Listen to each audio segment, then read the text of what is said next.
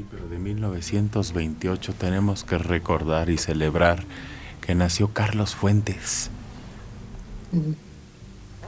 El boom latinoamericano le llamaron. Porque su literatura era muy moderna, muy apegada a la literatura contemporánea. No era avanzada, sí. No era pegada, al revés, despuntaron, destacaron, brillaron. Eran el mayor atractivo literario en el mundo en ese momento. Exacto. Sí.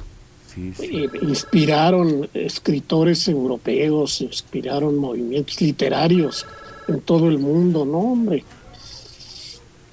Era muy bueno.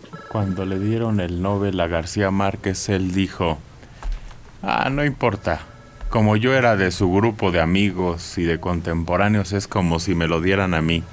Y sí es cierto. Sí tenía razón para sentirse parte de ese premio. Fue uno de los hombres más importantes de las letras. Bueno, no solo de las letras, porque también en lo político militó con el Partido Socialista aquí en México. Y luego pues practicó varias formas literarias muy, muy importantes en el momento, ¿no? La literatura de ocasión, es decir, un poco al estilo de Luis Espota, pero con mucha mayor profundidad, que representaba episodios políticos del momento.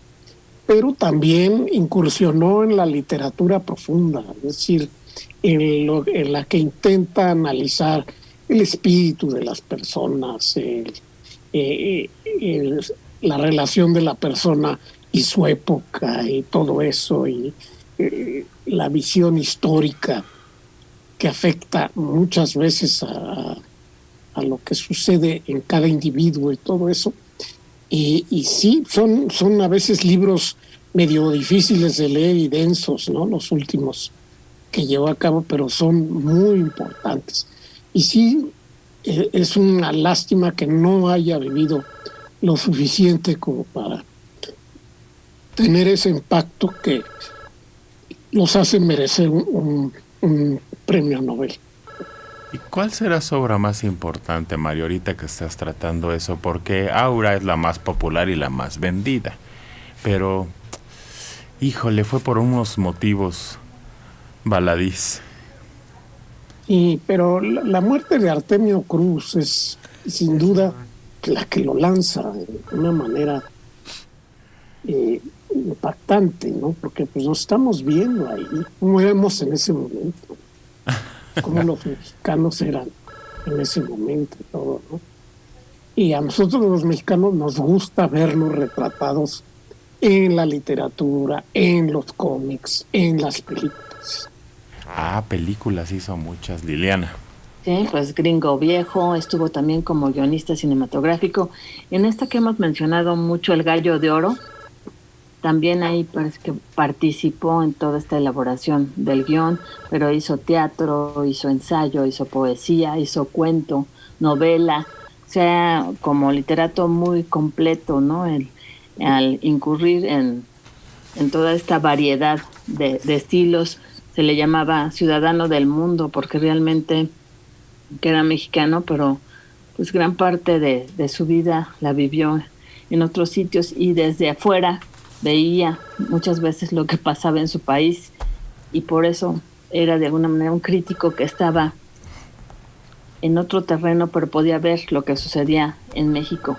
Y pues sí, la muerte le ganó, pero pues realmente se pensaba mucho, ¿no? Que tenía muchas posibilidades de ser el próximo premio Nobel, bueno, en su tiempo, de literatura.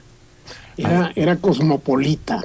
Sí. Y eso para unos es visto como una gran ventaja, algo que lo pone por encima del resto de sus compatriotas en ese ámbito, y para otros es visto como un defecto, porque le resta autenticidad y la imposibilidad de narrar realmente lo que sucede en su país.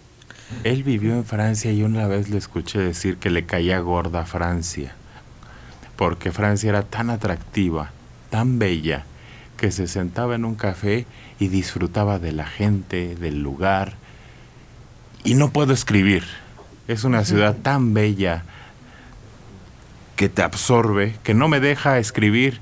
Por eso me tengo que ir a Londres, que es oscura, fría y fea, para encerrarme y escribir. Pobre. Yo coincido con lo que dice Mario. Era un personaje cosmopolita. Se vuelve más allá del escritor, también en un pensador.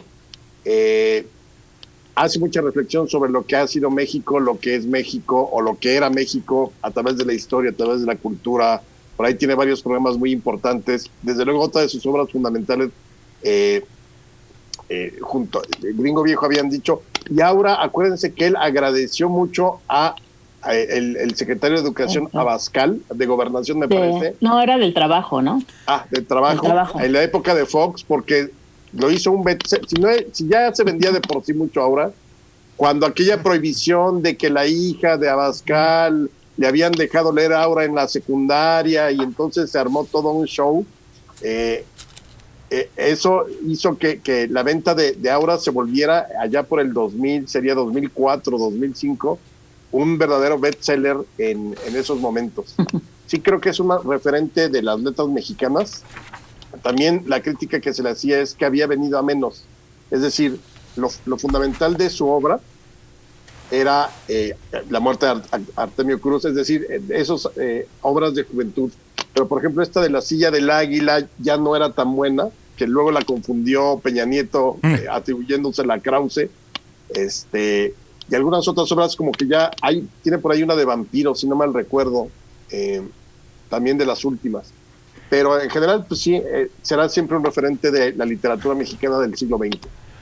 Pues La Región Más Transparente quedó como también una de sus obras más importantes. Exactamente. Pero un hombre muy reconocido en Estados Unidos, en las mejores universidades norteamericanas, en las inglesas. Curiosamente, no podía entrar a Estados Unidos. Acuérdense, no tuvo visa para Estados Unidos, se la negaron. Escribía para el New York Times y para otro, pero no podía entrar a Estados Unidos. No estaba reconocido en las universidades. Él daba clase en Harvard. Sí, pero no. Hubo un momento en que sí. Dio curso, pero estaba tachado como socialista por el FBI o por la CIA. Pero a pesar de eso dio clases en 2 universidades norteamericanas y en inglesas. En inglesas sí, mucho. Pero en Oxford también. En Oxford. Sí, pues tenía mucho cartel. Oxformatorio. Pues un día como hoy nació Carlos Fuentes. A lo mejor hay programación al rato de sus películas, sus obras o sus entrevistas. Son muy interesantes, tenía una plática interesante por lo que ustedes dicen. Dominaba tantos idiomas, conocía tantos países, que tenía una visión muy amplia de todos los asuntos que se le enfrentaban. Y los asumía, sobre todo.